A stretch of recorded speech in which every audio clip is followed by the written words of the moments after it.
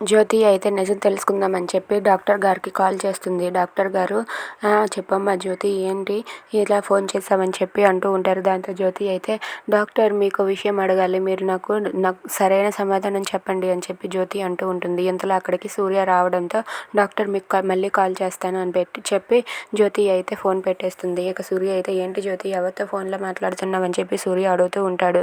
దాంతో జ్యోతి అయితే ఇప్పుడు నేను నిజం చెప్పే కన్నా అబద్ధం చెప్పడమే మంచిది, నేను మొత్తం నిజం తెలుసుకున్నాక ఆయనకి తర్వాత చెప్తానని చెప్పి జ్యోతి అయితే ఏం లేదండి డాక్టర్ గారికి కాల్ చేశాను, నాకు ఎలా ఉందా ఏంటో అడిగారు, బాగానే ఉందని చెప్పాను అంతే అని చెప్పి జ్యోతి అబద్ధం చెప్తుంది.